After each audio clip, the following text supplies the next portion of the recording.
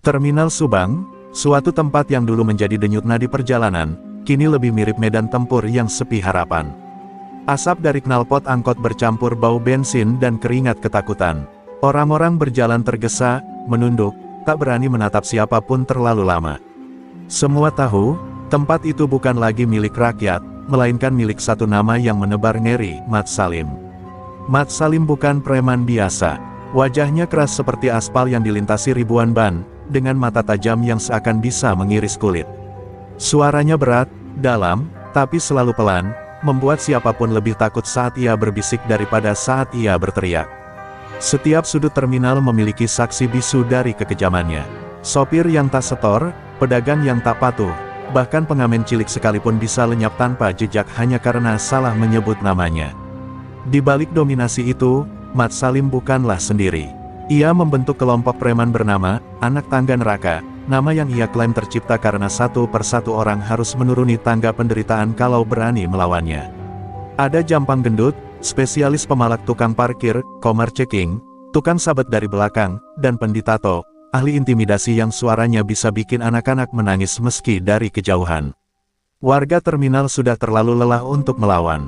Polisi seperti menutup mata, atau mungkin sudah digenggam. Tak ada yang berani buka suara, karena siapapun yang mencoba bersuara, malam itu juga akan menghilang entah kemana. Terminal itu menjadi kerajaan gelap di siang hari, dan kuburan diam saat malam datang. Bahkan azan pun terkadang terdengar lirih, seolah takut dikalahkan oleh suara umpatan dan tawa sadis para preman. Di salah satu sudut, ada kios kecil yang dahulu ramai, kini tinggal lapak kosong dengan papan roboh. Dulu, di sanalah seorang ibu penjual gorengan bernama Bu Nining mencari nafkah. Tapi suatu hari, karena menolak membayar uang keamanan, lapaknya dihancurkan, dan ia dibungkam secara paksa. Sejak itu, tak ada lagi yang berani berdagang tanpa izin Mat Salim. Rakyat kecil hanya boleh hidup kalau mau tunduk, atau lenyap. Suatu siang, saat matahari menggantung pucat di langit Subang yang murung, seorang bocah berlari tergesa menghampiri ibunya.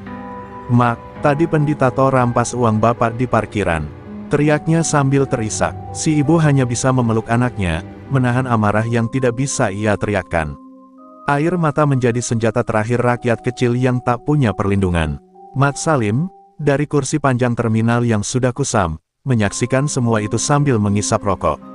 Di sekelilingnya, tawa preman lain menggema, seperti suara setan yang menertawakan keputusasaan. Baginya, semua ini hiburan. Terminal bukan tempat transit, tapi panggung kekuasaan. Dan ia adalah lakon utama yang tak tergoyahkan. Namun di kejauhan, tak ada yang menyadari bahwa sebuah perubahan akan datang. Bukan dari polisi, bukan pula dari jagoan luar kota, tapi dari seorang wanita parubaya, sederhana, dengan baju lusuh dan keranjang penuh gorengan. Ia berjalan perlahan menuju terminal. Tatapannya tenang, namun angin yang menyertai langkahnya terasa berbeda. Seperti membawa kabar bahwa neraka akan segera goyah. Hari itu, matahari enggan bersinar penuh, seolah malu menyinari tempat yang sudah lama kehilangan cahaya nurani. Terminal Subang masih dipenuhi ketegangan.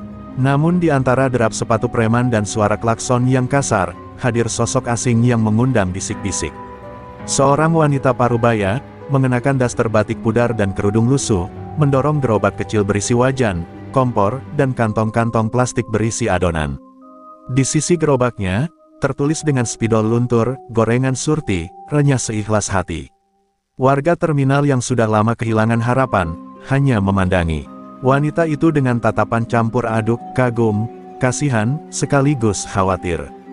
"Dia pikir dia siapa, mau dagang di sini," bisik salah satu tukang parkir tua. Namun si wanita, yang belakangan dikenal sebagai Empok Surti, tampak tenang. Ia tak memperhatikan lirikan curiga atau ejekan samar. Ia hanya menggelar tikar lusuhnya, menyalakan kompor, dan mulai menuang adonan ke dalam minyak panas.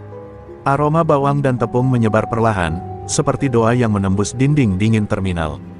Mat Salim, yang tengah duduk bersama anak buahnya di bangku terminal, menghentikan isapan rokoknya. Matanya menyipit, mengamati dari kejauhan. "Siapa tuh emak-emak, berani banget buka lapak tanpa izin," gumamnya pelan. Penditato langsung berdiri, siap menghampiri, namun Mat Salim menahan tangannya. "Biar, lihat dulu, kalau dia bandel, baru kita ajarin cara tunduk. Tawa kecil pun terdengar dari rombongan mereka, seperti binatang buas mencium aroma mangsa. Hari berganti sore, satu persatu orang mulai menghampiri lapak gorengan Empok Surti. Bukan hanya karena aroma yang menggoda, tapi karena saat mereka makan, ada perasaan aneh yang muncul, damai, hangat, seakan masa kecil yang penuh tawa kembali hadir. Seorang sopir yang semula malas bicara, tiba-tiba menangis saat menggigit tahu isi.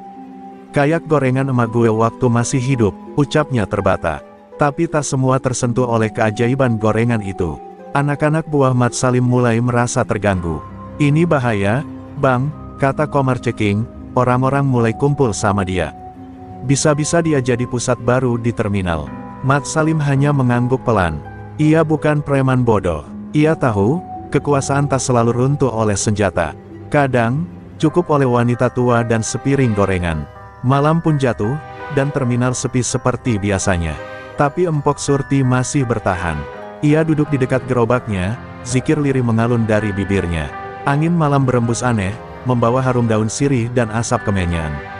Seekor kucing hitam tiba-tiba melintas dan berhenti di dekat lapaknya, lalu duduk tenang, seakan menjadi penjaga tak terlihat.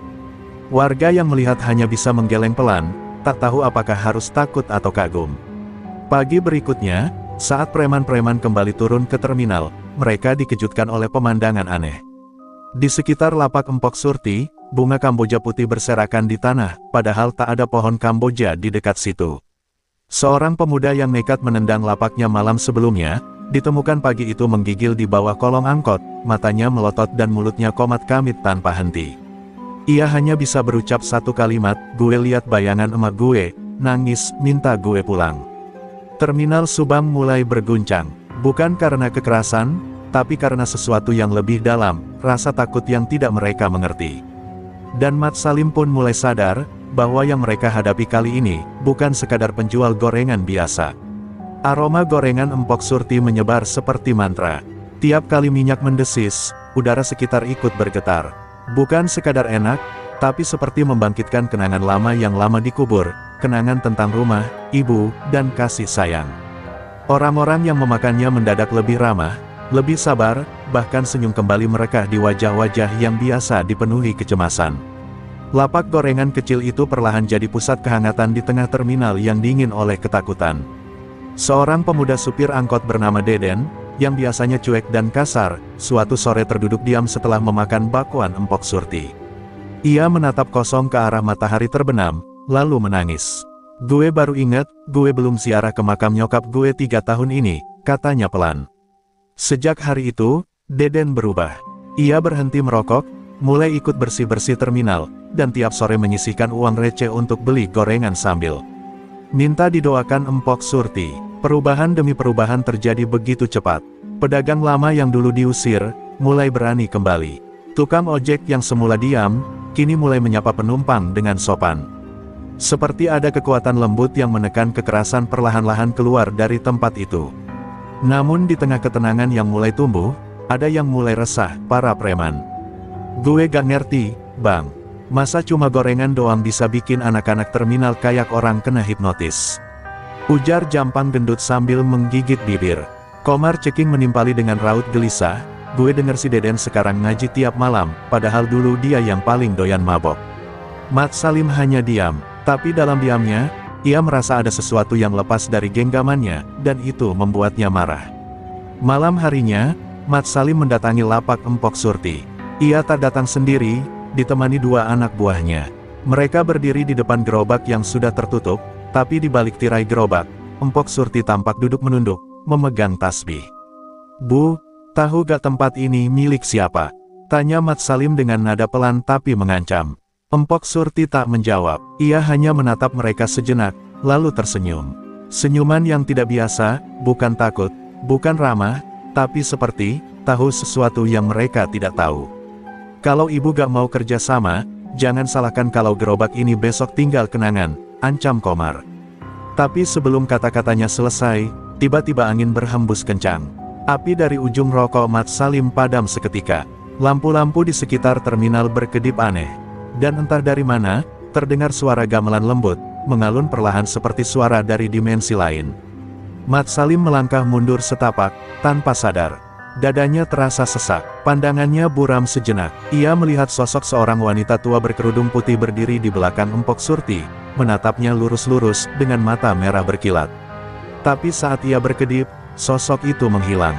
Empok Surti hanya berkata satu kalimat, lembut namun tajam, "Kalau kalian datang untuk menakut-nakuti, saya sudah kenyang ditakuti jin dari Gunung Halimun."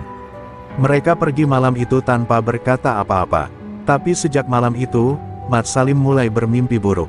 Mimpinya aneh, seperti suara ibunya memanggil, tapi tubuhnya tidak bisa bergerak. Dalam gelap mimpi itu, hanya satu suara yang terus terdengar berulang, "Tobat, Le. Tobat, sebelum tubuhmu digoreng jiwamu digoyang."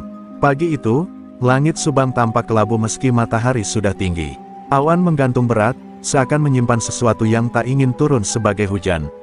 Di tengah keramaian terminal, suasana mendadak menjadi sunyi ketika segerombolan preman berjalan menuju lapak Empok Surti. Di barisan depan, Komar Ceking dan Penditato melangkah mantap, sorot mata mereka menyimpan dendam dan rasa malu yang belum tuntas sejak malam menegangkan itu. Empok Surti sedang menggoreng tempe saat suara langkah berat mereka terdengar mendekat.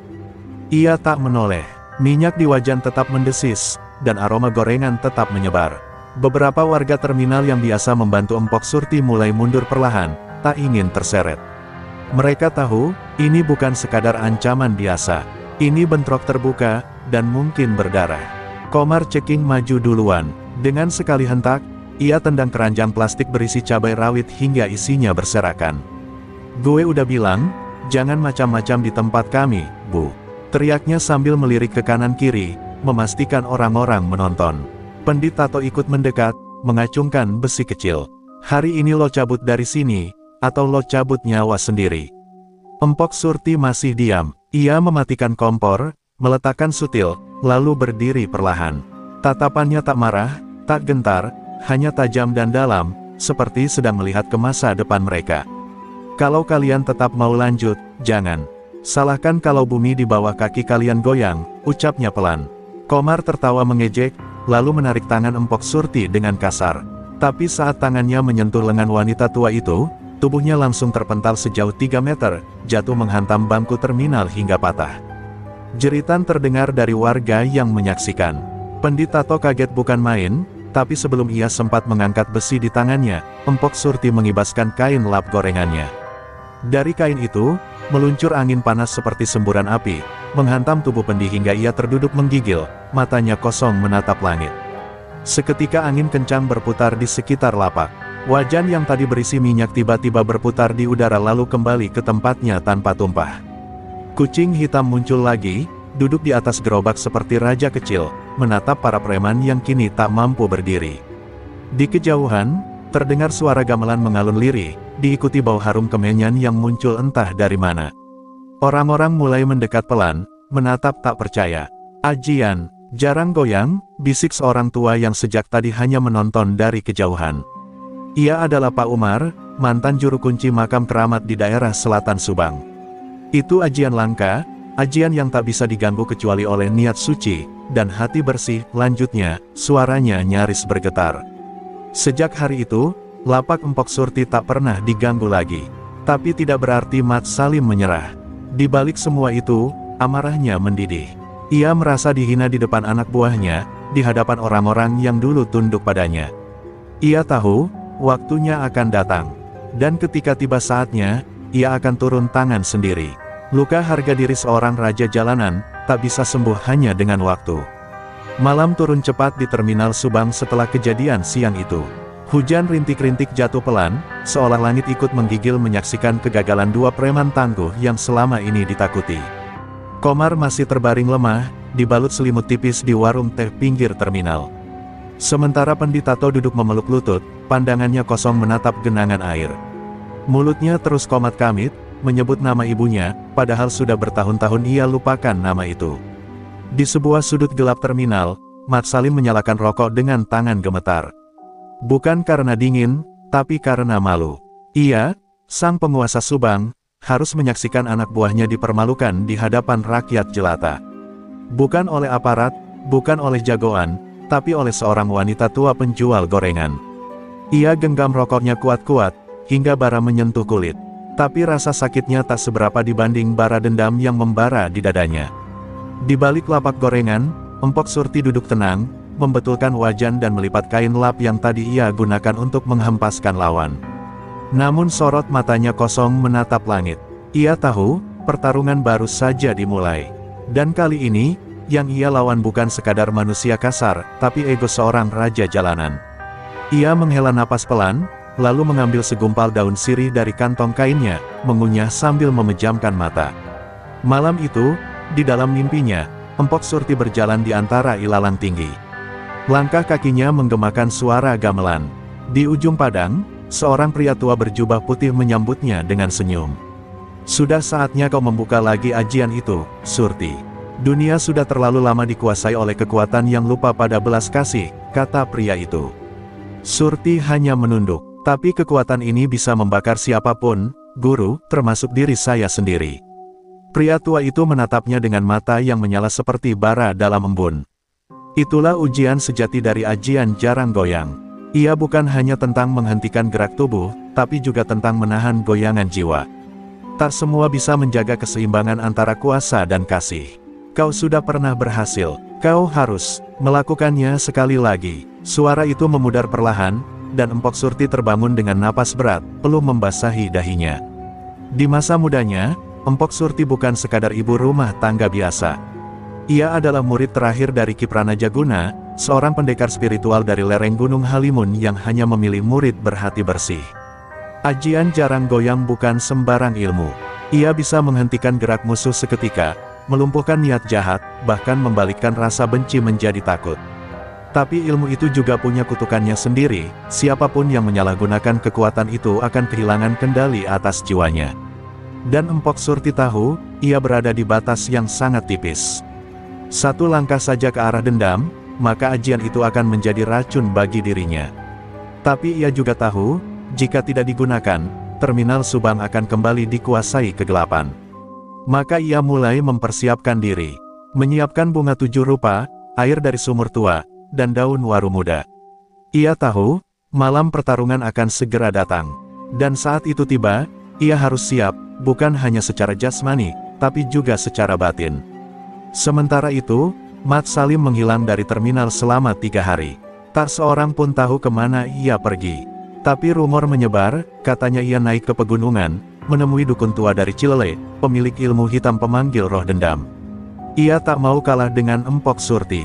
Kalau wanita itu bisa memanggil angin dan bayangan, maka ia akan membawa api dan darah. Terminal Subang kini diam, menunggu bentrokan besar antara dua kekuatan lama, yang satu berasal dari doa, dan yang satu dari murka. Malam keempat, langit Subang berubah muram. Awan hitam menggulung meski tak ada tanda-tanda hujan. Di terminal yang biasanya gaduh oleh suara preman dan klakson angkot, malam itu terasa sunyi menyesakkan.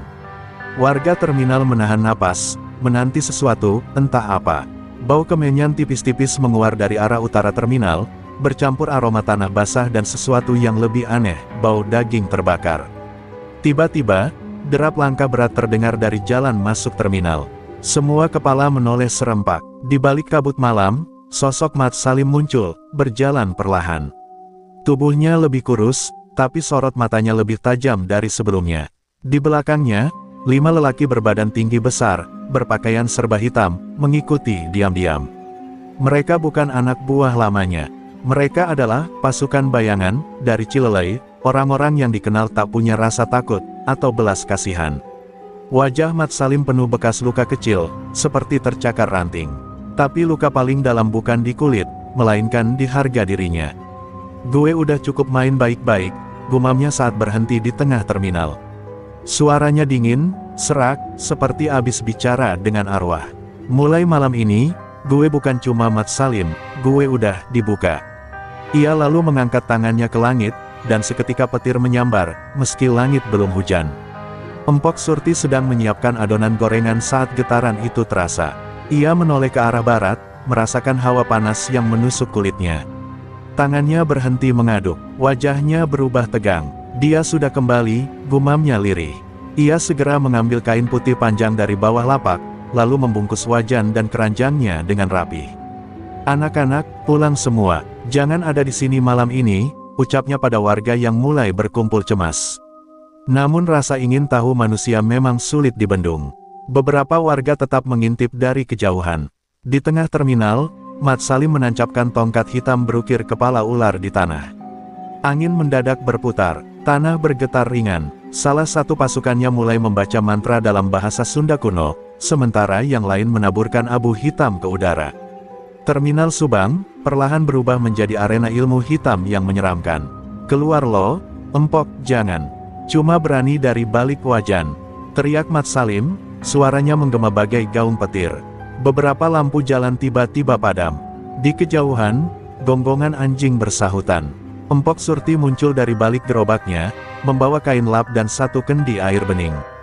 Ia tidak bicara, ia hanya melangkah pelan, setiap langkahnya meninggalkan jejak cahaya samar di tanah. Kedua sosok itu kini berdiri saling berhadapan di tengah terminal yang lengang. Tak ada angin, tak ada suara, hanya detak jantung orang-orang yang menonton dari balik angkot, dan tatapan-tatapan cemas yang tak sanggup mereka lemparkan ke siapapun. Empok Surti menunduk sebentar, lalu mendongak dan berkata pelan, namun tegas. "Kalau kamu datang dengan api, aku datang membawa air suci. Tapi ingat, Salim, yang terbakar dulu bukan orang lain, tapi hatimu sendiri." Mat Salim menggertakkan gigi, tangannya mengepal, amarahnya tak bisa dibendung. Malam itu, kekuatan lama dan kekuatan baru mulai bertarung, bukan dengan tinju, tapi dengan ilmu dan niat. Dan terminal Subang bersiap menyaksikan malam tergelapnya, malam ketika dua dunia bersinggungan, dunia nyata, dan dunia gaib. Malam itu, terminal Subang bukan lagi sekadar tempat singgah. Ia berubah menjadi medan energi tak kasat mata. Udara berat seperti menahan napas, dan langit yang mendung sejak sore kini tampak seperti kuali mendidih yang menahan hujan agar tak tumpah. Di tengah terminal, dua kekuatan berdiri saling hadap, Mat Salim yang membawa ilmu hitam penuh dendam, dan Empok Surti yang membawa warisan cahaya dari ajian tua. Pasukan bayangan dari Cilele mulai membentuk lingkaran, tangan mereka menggenggam sesaji dari tanah kuburan dan darah ayam cemani. Mantra-mantra dilantunkan dalam bahasa kasar dan purba. Angin menggulung ke bawah, bukan dari langit, tapi dari tanah, membawa aroma besi berkarat dan bunga layu. Lampu-lampu terminal mulai berkedip aneh. Bahkan burung-burung malam tak berani berkicau. Empok Surti menancapkan kendi air suci di hadapannya. Ia duduk bersila, bibirnya bergetar lembut melantunkan doa yang hanya dimengerti oleh mereka yang hatinya bersih. Satu persatu warga yang menonton dari kejauhan merasakan hawa hangat menyelimuti mereka, seperti pelukan seorang ibu di tengah badai. Sementara itu, Mat Salim berdiri mematung, wajahnya memerah. Ia seperti tak lagi manusia. Ada yang menari di balik matanya, entah jiwa, atau sesuatu yang lebih gelap. Tiba-tiba tanah bergetar. Dari tongkat ular yang ditancapkan Mat Salim, muncul asap hitam tebal yang berubah menjadi sosok tinggi besar bermata merah menyala. Ia tidak punya wajah, hanya bayangan bergoyang, namun suaranya berat dan menggema. "Siapa yang berani menghalangi kemarahan anak didik kami?" Dentum suaranya membuat genteng terminal berderak. Warga yang menyaksikan langsung berjongkok ketakutan, beberapa berlari sambil mengucap takbir. Empok Surti tidak gentar, ia membuka lipatan kain tua di sampingnya, dan dari dalamnya muncul sehelai rambut putih panjang yang ia ikat seperti tali. Ia mengangkat tangan dan berseru dengan suara yang lebih halus, namun penuh gema. "Wahai penunggu kegelapan, ini tanah para wali dan orang-orang yang disalimi. Tak akan kau ambil satu jengkal pun darinya tanpa melewati cahaya dari langit." Tiba-tiba kendi di depannya pecah dengan sendirinya, memancarkan cahaya kebiruan yang naik ke langit seperti obor raksasa. Asap hitam dari tongkat Mat Salim langsung terhempas, bergulung-gulung mundur, berteriak kesakitan. Para pasukan bayangan tersungkur satu persatu, seperti ditimpa beban tak kasat mata. Mat Salim sendiri berlutut, tangannya menahan kepala. Matanya terbuka lebar, seolah sedang melihat sesuatu yang tak dilihat oleh siapapun selain dirinya, masa lalunya, wajah ibunya, tangis kecilnya saat ditinggal pergi. Namun cahaya itu tidak hanya membakar kegelapan, tapi juga menyentuh bagian terdalam dari hati. Sekuat apapun ilmu hitam, jika dihantam kenangan tentang cinta yang dilupakan, ia mulai runtuh. Mat Salim mulai menangis, bukan karena kalah, tapi karena ingat siapa dirinya sebelum semua ini. Tubuhnya bergetar, bukan oleh kutukan, tapi oleh penyesalan. Namun pertarungan belum selesai, karena bayangan hitam belum menyerah. Ia meraung, memanggil badai terakhir. Dan di saat itulah, Empok Surti berdiri. Wajahnya basah oleh air hujan yang akhirnya turun deras. Tapi ia tetap tegak, dengan wajah yang kini memancarkan cahaya emas. Ia berkata, perlahan namun pasti, kalau kalian ingin tetap menari dalam gelap, aku akan gorengkan keangkuhanmu sampai renyah. Karena di tanah ini, kejahatan tak lagi bisa bergoyang bebas. Hujan mengguyur terminal Subang tanpa ampun. Tapi bukan hujan biasa, ini seperti hujan penebus, membersihkan tanah dari jejak kegelapan yang lama membusuk. Asap hitam perlahan menghilang di telan angin, dan sosok bayangan yang tadi mengancam dunia pun meleleh menjadi lumpur pekat yang diserap bumi. Gerobak Empok Surti basah kuyup, tapi ia tetap berdiri tenang, memejamkan mata, mulutnya bergerak pelan melafalkan doa yang tak bisa dipahami, namun terasa sampai ke tulang-tulang. Mat Salim terduduk di tengah terminal, bajunya kuyup, wajahnya penuh lumpur dan air mata. Tangannya yang dulu angkuh mengepal, kini gemetar tanpa tenaga. Ia tak lagi melihat Empok Surti, warga, atau langit. Ia hanya melihat dirinya sendiri, anak kecil kurus dengan luka lebam, menangis sendirian di emper pasar saat ibunya dibawa pergi karena dituduh mencuri. Sejak hari itu, dunia tak lagi memberinya pelukan. Maka ia tumbuh dengan amarah. Dan malam ini, amarah itu luluh. Tak ada yang berani bicara. Warga terminal hanya berdiri dalam diam, menyaksikan detik-detik di mana Raja Preman yang dulu mereka takuti, kini hanya manusia biasa yang kalah oleh kenangan dan cinta yang tak pernah ia peluk. Seorang anak kecil mendekat, memberi sehelai payung pada Mat Salim. Ia tak berkata apa-apa, hanya berdiri di sampingnya. Mat Salim menoleh, dan tiba-tiba tersenyum. Kecil, rapuh, tapi nyata. Empok Surti perlahan menghampiri. Ia tak membawa wajan, tak membawa mantra. Hanya tangan yang gemetar, yang diletakkan pelan di pundak Mat Salim. Nang, semua orang bisa tersesat. Tapi gak semua orang mau pulang, bisiknya, penuh kehangatan yang hanya bisa keluar dari hati seorang ibu. Kalimat itu menghantam Mat Salim lebih keras dari ilmu apapun yang pernah ia lawan. Mat Salim terisak, tangis yang selama puluhan tahun ia telan, tumpah begitu saja. Bukan tangis kekalahan, tapi pengakuan, bahwa ia sudah terlalu lama jauh dari kebaikan. Dalam isaknya, ia mencium tangan Empok Surti tanpa berkata apa-apa. Lalu, perlahan, ia sujud, di tanah yang basah. Bukan karena malu, tapi karena akhirnya ia tahu bagaimana rasanya merasa kecil di hadapan seseorang yang tak membalas kebencian dengan kebencian. Malam itu, terminal Subang tidak hanya disiram hujan. Ia dibasuh oleh perubahan. Orang-orang mulai mendekat, satu persatu menundukkan kepala. Tak ada teriakan, tak ada sorak. Hanya diam, doa dalam diam. Sebuah bentuk penghormatan kepada sesuatu yang tak bisa dijelaskan dengan logika, pertobatan yang lahir dari benturan cahaya dan gelap. Waktu berjalan lambat malam itu. Di balik gerobaknya, Empok Surti menyiapkan teh panas dan sepotong gorengan untuk Mat Salim. Makan, Le, dingin-dingin gini, perut kosong malah bikin pikiran muter-muter, ujarnya dengan senyum kecil. Dan Mat Salim, sang mantan penguasa terminal, untuk pertama kalinya menerima pemberian, bukan karena takut, bukan karena pamrih, tapi karena ia ingin belajar menjadi manusia lagi. Langit Subang perlahan cerah, hujan berhenti, dan untuk pertama kalinya, dalam belasan tahun, terminal itu terasa damai.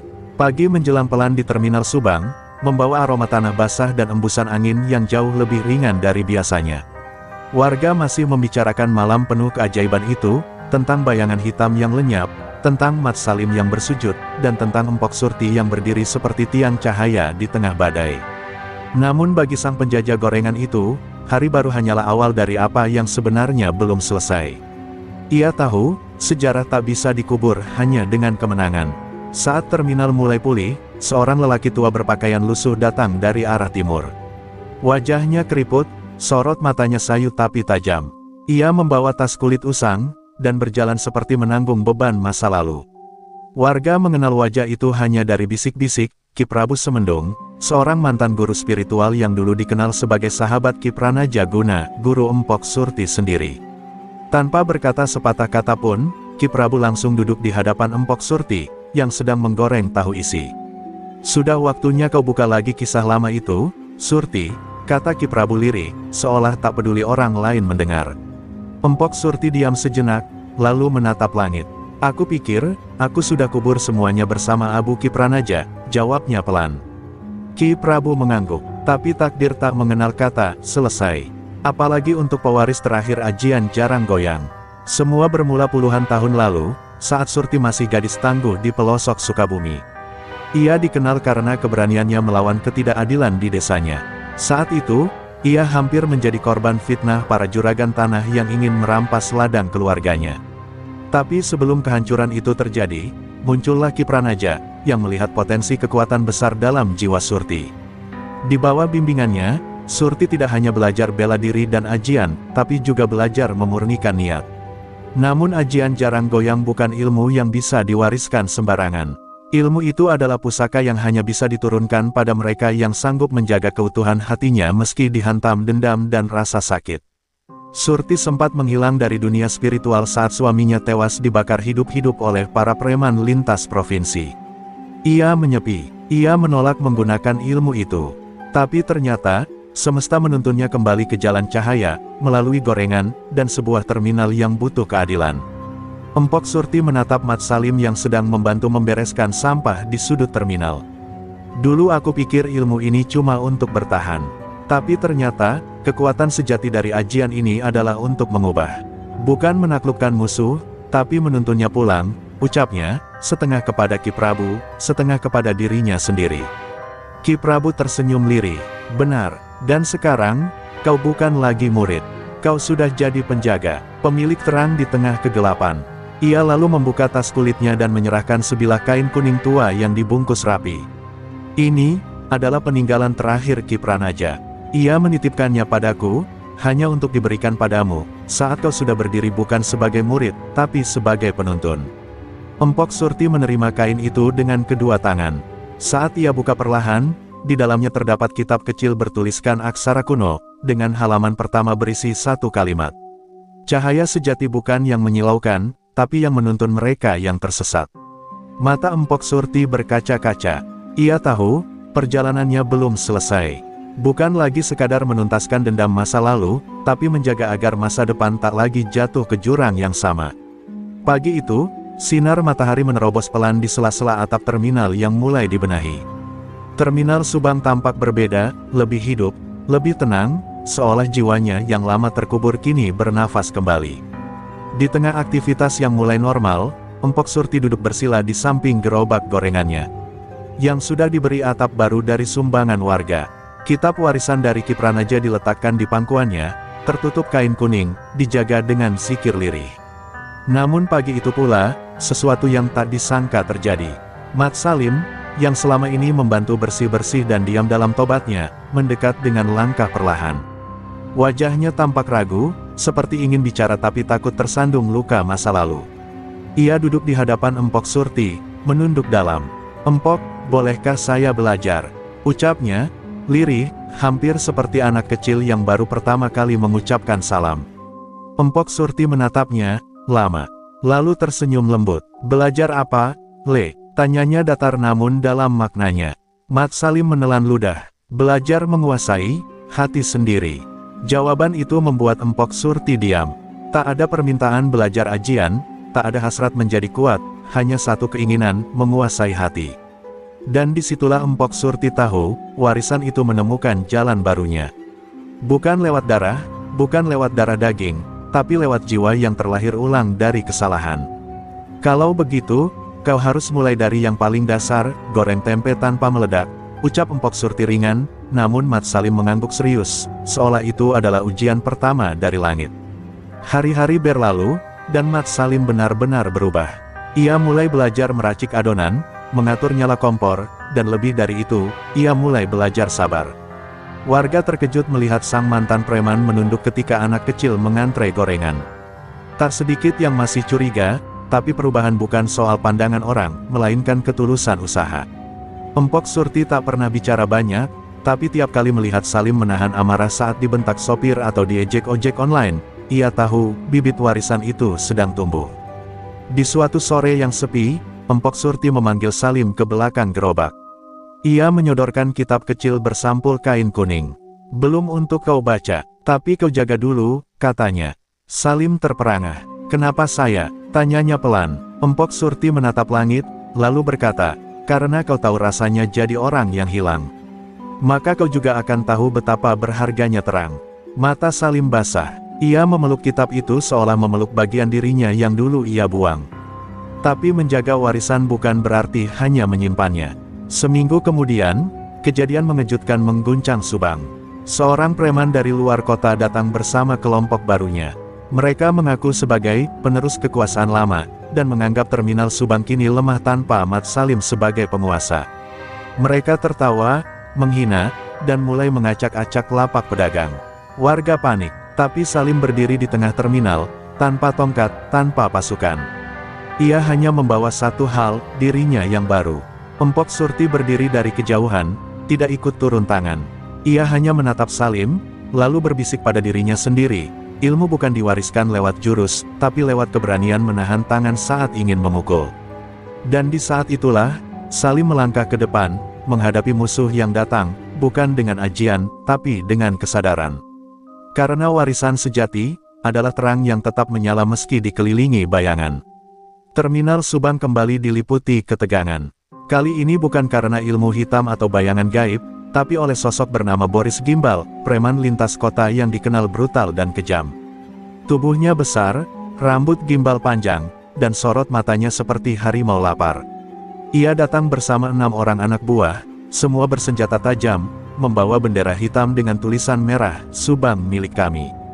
Di bawah langit kelabu, Boris berdiri di tengah terminal yang mulai lengang karena ketakutan. Ia teriak lantang, "Gue dengar terminal ini udah lunak, jadi sekarang kami yang atur harga sewa, dagangan, dan arah angkot." Tertawanya keras, membelah sunyi. Empok Surti menonton dari balik lapak, menahan diri. Ia tahu ini bukan pertarungannya lagi. Ini saatnya Salim berdiri sendiri, bukan sebagai mantan preman, tapi sebagai penjaga harapan. Mat Salim berdiri, tubuhnya masih dilapisi tepung gorengan dan minyak di tangannya. Ia melangkah pelan, membawa sapu lidi, bukan senjata. Warga melihatnya bingung, apa ia mau mati? Tapi Salim tak goyah. Ia berhenti di hadapan Boris dan berkata dengan suara rendah, "Di terminal ini, gak ada lagi yang ditakuti selain Tuhan. Kalau lo mau atur tempat ini, lo harus lebih dulu bisa atur hati lo sendiri." Boris menyeringai, lalu meludah ke tanah.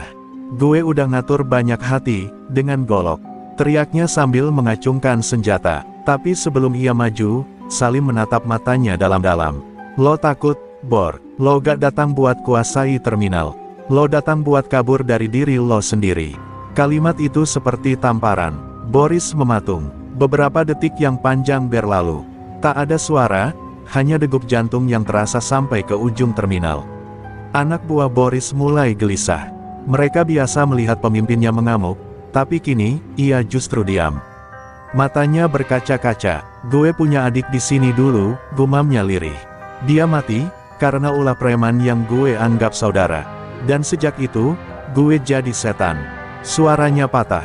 Tiba-tiba, semua ego rontok seperti cat yang mengelupas hujan. Boris menjatuhkan goloknya. "Gue cuma gak tahu harus kemana." Salim mendekat dan meletakkan tangannya di pundak Boris. "Lo gak telat buat pulang, bro. Semua orang pernah nyasar, tapi gak semua orang berani balik." Air hujan mulai turun lagi, ringan, seolah semesta ikut menghapus amarah yang tersisa. Boris terisak, dan untuk pertama kalinya, ia terduduk di tanah bukan karena kalah, tapi karena sadar, ia lelah menjadi monster dalam dirinya sendiri. Empok Surti menahan senyum dari jauh. Ia tahu, ajian jarang goyang tak pernah benar-benar tentang menghentikan gerak tubuh. Tapi menghentikan gerak niat jahat, sebelum ia menjelma jadi luka. Warga perlahan mendekat, satu persatu menepuk bahu Salim. Di matanya, bukan lagi terlihat sebagai preman tobat, tapi sebagai penjaga yang layak dipercaya. Di antara rintik hujan dan terminal yang kini kembali tenang, Boris menyerahkan benderanya kepada Salim. "Gue gak butuh ini lagi," katanya.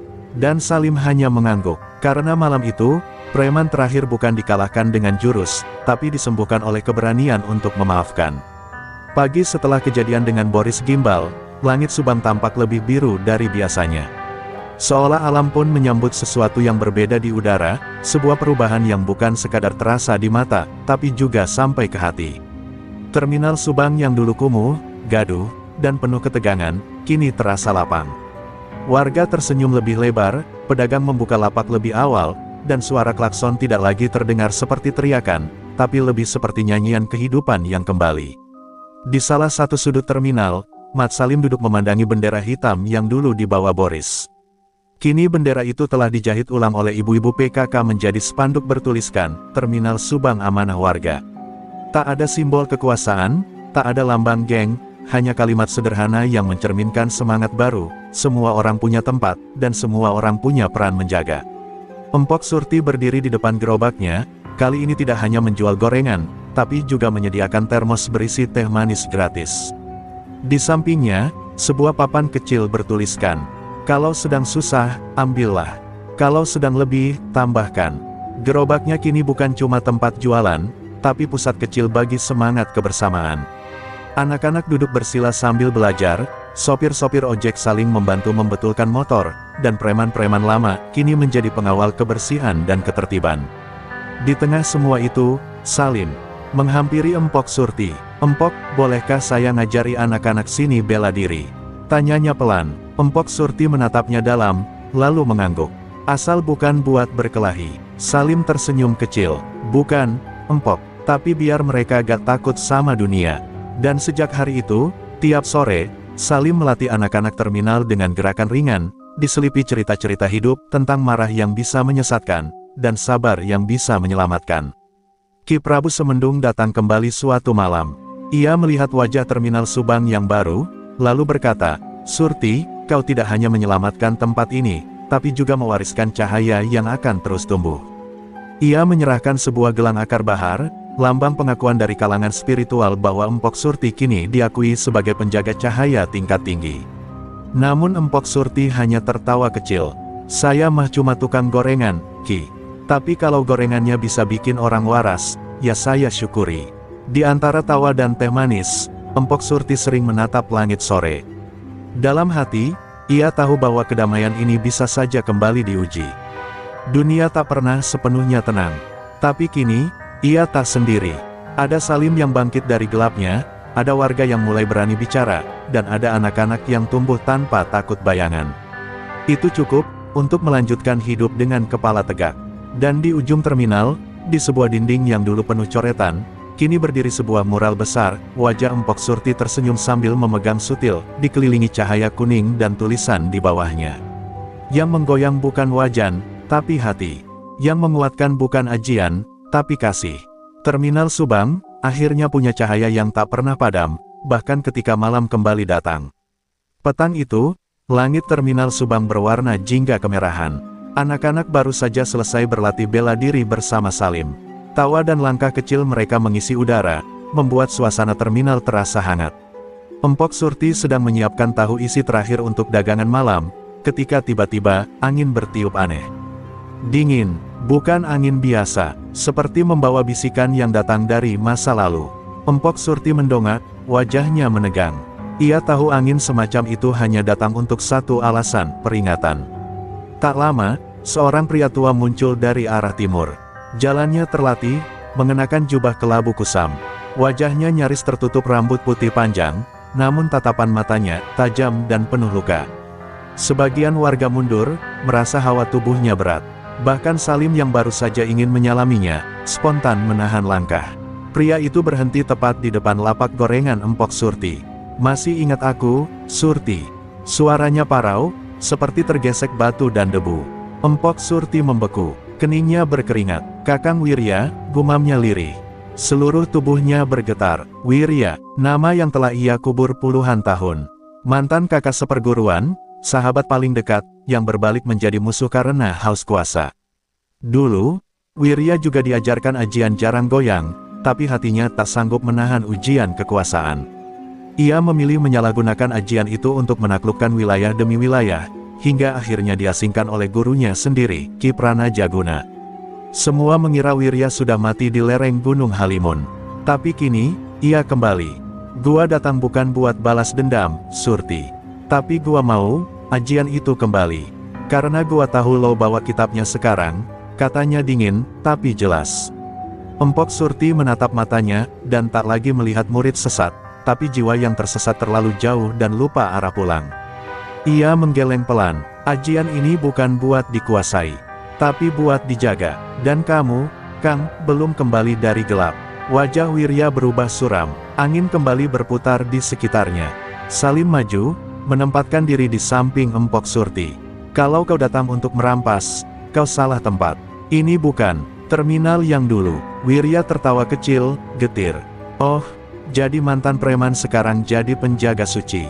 Ejeknya, tapi Salim tak terpancing. Ia tahu, orang seperti Wirya tidak bisa dilawan dengan ego, melainkan dengan keteguhan hati. Dan disinilah Salim diuji, bukan dalam pertarungan fisik, tapi dalam menjaga cahaya agar tak padam oleh bayangan yang pernah sangat dekat dengan terang. Empok Surti membuka kain kuning pembungkus kitab, lalu menaruhnya di tanah. Kalau kau memang masih merasa punya hak, ambillah. Tapi ingat, Kakang, kitab ini hanya akan terbuka oleh hati yang sudah kembali pada cahaya. Wirya menatap kitab itu lekat-lekat. Tangannya bergetar. Ia melangkah pelan, mencoba menyentuhnya, namun seketika tubuhnya terpental ke belakang oleh cahaya halus yang menyembur dari kitab. Ia terhempas, dan wajahnya berubah, bukan marah, tapi penuh duka. Jadi, gua memang udah terlalu jauh, ya, lirihnya sambil terduduk.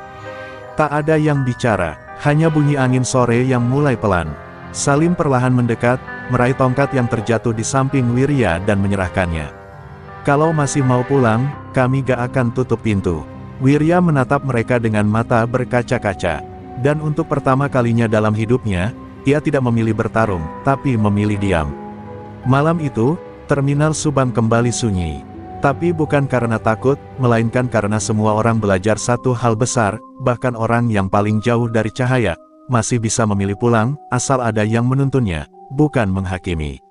Beberapa hari telah berlalu sejak kemunculan Kakang Wirya yang menggetarkan jiwa terminal Subang. Ia kini dirawat di rumah singgah kecil di belakang musola terminal. Meski tubuhnya masih lemah, sorot matanya telah berubah, tak lagi liar, tapi penuh penyesalan. Setiap pagi, Empok Surti membawakannya teh hangat dan sebungkus gorengan, tanpa banyak bicara. Diam mereka adalah bentuk pengampunan paling dalam, tanpa syarat, tanpa dendam. Namun di tengah ketenangan itu, sesuatu yang tak biasa mulai terjadi. Seorang anak kecil, kira-kira usia 7 tahun, mulai sering duduk diam di dekat lapak gorengan Empok Surti. Namanya Ilham, anak penjual es cincau keliling yang sering bermain di sekitar terminal. Ia selalu memperhatikan Empok Surti dengan pandangan polos, tapi dalam. Suatu sore, ketika terminal sepi dan angin berhembus pelan, Ilham tiba-tiba berkata, "Empok, kenapa saya lihat cahaya di pundak Empok?" Empok Surti tercekat. Ia menoleh pelan ke arah Ilham. "Cahaya yang seperti apa, Le?" tanyanya lembut. Ilham menunjuk langit, lalu pundak Empok Surti. Kayak sinar matahari, tapi warnanya biru muda. Kadang bergerak, kadang diam. Wajah Empok Surti berubah. Ia menatap langit yang masih terang dan berbisik dalam hati, tanda itu muncul lagi. Di malam harinya, Empok Surti menghadap Ki Prabu Semendung yang kebetulan datang menengok Wirya. Ia ceritakan semua tentang Ilham, tentang cahaya yang dilihat anak itu. Ki Prabu termenung lama, lalu membuka jubahnya dan mengeluarkan sebuah keris kecil berwarna putih tulang, benda keramat yang hanya diberikan pada titisan terpilih. Kalau benar dia bisa melihat cahaya itu tanpa dilatih, berarti jiwanya bersih. Dan mungkin, dia penerus ajian jarang goyang berikutnya. Keesokan harinya, Empok Surti mengajak Ilham duduk bersila di dekat pohon mangga tua di ujung terminal. Ia meletakkan kendi air suci dan selembar daun sirih di antara mereka. "Ilham, kamu mau dengar suara dari dalam hatimu sendiri?" tanya Empok Surti perlahan. Ilham mengangguk kecil, matanya tak berkedip, seolah paham ini bukan permainan. Dan saat Empok Surti membacakan doa pelan-pelan, sesuatu terjadi, angin berhenti, waktu seolah melambat, dan mata Ilham memancarkan cahaya lembut, persis seperti mata Empok Surti muda, puluhan tahun lalu. Salim, yang menyaksikan, dari jauh, merasakan dada sesak oleh haru. Ia tahu bahwa misinya sebagai pelindung terminal belum usai, tapi ia juga sadar, masa depan butuh penjaga yang lebih muda, lebih murni, dan lebih siap menanggung terang. Sore itu, Salim mendekat, lalu duduk di samping Ilham tanpa berkata apa-apa. Hanya menyentuh bahunya, seolah berkata, "Kalau kamu takut, aku di sini." Empok Surti tersenyum samar. Ia tahu, waktunya mengajar belum selesai, tapi waktunya menjaga sendirian, sudah hampir usai. Dunia terus berputar, dan cahaya tidak boleh hanya tinggal pada satu orang. Ia harus diwariskan, ditanam, dijaga bersama. Dan sore itu, di ujung terminal yang dulu penuh gelap, 3 generasi duduk bersama, satu yang telah selesai, satu yang masih belajar, dan satu yang baru akan memulai. Malam itu, langit Subang tak dihiasi bintang. Awan menggantung rendah, dan udara terasa berat seperti menahan sesuatu yang belum selesai. Di dalam musola kecil terminal, Empok Surti duduk bersila bersama Ilham, yang kini sudah mulai mempelajari dasar-dasar pengendalian napas dan keheningan batin. Namun hari itu berbeda. Empok Surti menerima kabar dari Ki Prabu Semendung, ujian pertama Ilham akan datang, lebih cepat dari yang diperkirakan. Di pinggir terminal, seorang pria tak dikenal muncul. Wajahnya penuh luka lama, dengan sepasang mata yang menyimpan bara.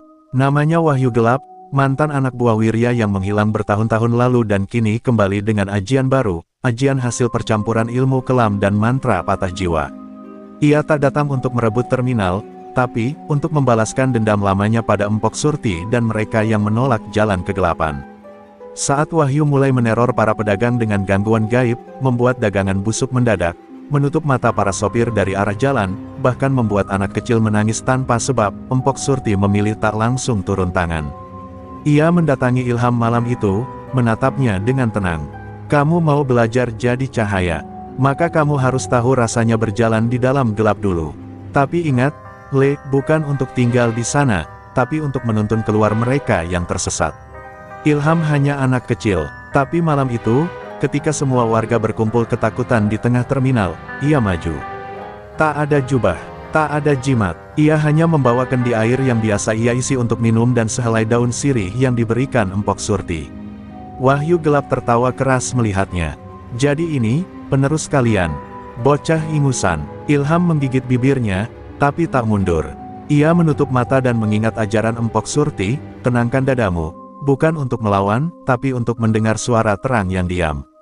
Angin mendadak berhenti, dan dari kendi di tangan Ilham, uap tipis biru naik perlahan. Suara-suara aneh yang tadi menyelimuti terminal, ratapan, desisan, bisikan, tiba-tiba menghilang. Wahyu Gelap mematung. Ia mencoba melontarkan serangan ajian dengan gerakan tangan, tapi tubuhnya gemetar. Dari dalam uap biru itu, ia melihat sesuatu, bayangan masa kecilnya sendiri, menangis karena ditinggal ibunya, saat ia baru saja belajar berjalan. Ilham membuka mata, dan untuk pertama kalinya berkata lantang, kalau kau masih menyimpan luka, jangan lemparkan ke orang lain. Luka gak akan sembuh dengan dendam. Kalimat itu, yang keluar dari anak kecil, menembus Wahyu lebih tajam dari keris. Ia tersungkur, bukan karena diserang, tapi karena disadarkan. Matanya basah, ia tak bisa bicara. Ilham berjalan pelan, meletakkan daun sirih di tangannya. Ini, bukan buat nyembuhkan, tapi buat ngingetin, kalau pulang, itu gak pernah terlambat. Malam itu, Empok Surti berdiri jauh di belakang, menyeka air mata. Ia tak perlu turun tangan. Ia tahu, terang itu sudah berpindah. Warga memeluk Ilham satu persatu. Tidak ada sorak kemenangan, hanya keheningan yang penuh rasa syukur. Di sudut terminal, Salim menatap langit. Anak itu, bukan cuma penerus. Tapi dia jadi apa yang dulu kita semua butuhkan, cahaya yang bisa kita percaya. Pagi itu, cahaya mentari menembus kaca-kaca terminal seperti lukisan langit yang mengobati luka lama. Terminal Subang kini tak lagi hanya tempat pemberhentian angkot, ia telah menjadi ruang persinggahan jiwa-jiwa yang tersesat dan kembali. Empok Surti duduk di bangku kayu tuanya, dikelilingi anak-anak yang belajar menulis huruf hijaiyah di atas papan tulis kecil. Ia tersenyum melihat Ilham yang kini mengajari adik-adiknya tanpa perlu diminta. Dunia telah berubah, dan ia pun perlahan bersiap untuk melepaskan. Salim, yang dulunya menggenggam dunia dengan kemarahan, kini menjadi penjaga gerbang terminal. Tangannya yang dulu membawa senjata, kini justru menggandeng tangan anak-anak menyeberang. Orang-orang tak lagi menyapanya dengan takut, tapi dengan hormat. Bang Salim, gorengan empok habis. Tolong ambilin ya, teriak seorang pedagang sambil tersenyum.